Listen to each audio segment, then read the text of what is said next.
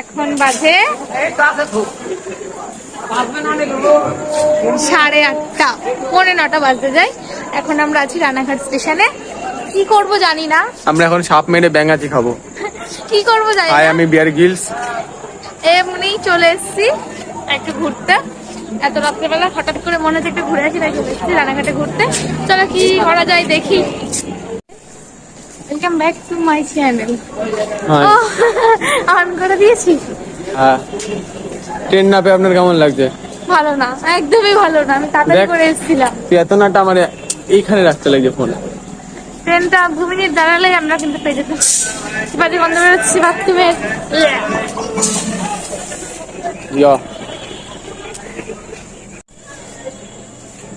ये है हुलुलुलु। আমার দিকে ঘোরা।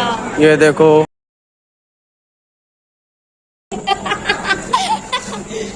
নরকে যাবি, নরকে তুই। কোনটা দেখো? আরে আমরা ফোন নেই এইখানে। তো গাইস, আমরা কোনো এত রাত্রে রানাঘাট স্টেশনে এমনি ঘুরতে আসিনি। আমরা গেছিলাম ভিডিও বানাতে। 9টা বাজে, তো রানাঘাট স্টেশনে কিন্তু প্রচুর ভিড়।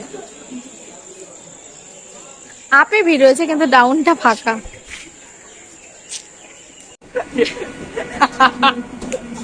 এটা কি হাসি দিল?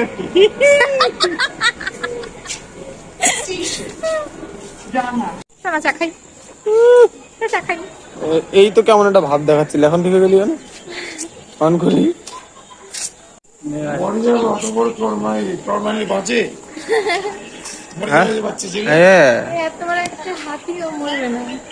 ঠাকুমা হাতি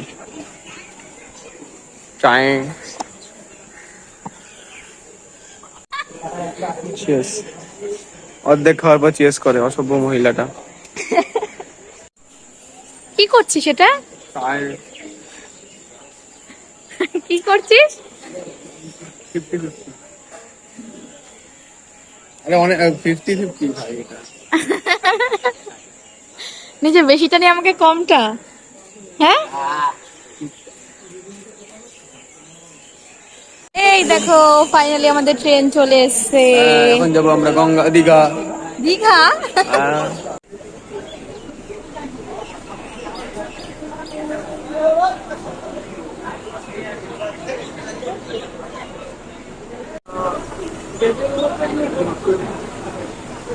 ঘুগনি খাওয়ার সময় মোমো। মোমো নাকি স্পেশাল ঘুগনি? 15 টাকা 20 টাকা লেখা রয়েছে। জল দিবা না, স্পেশাল জল।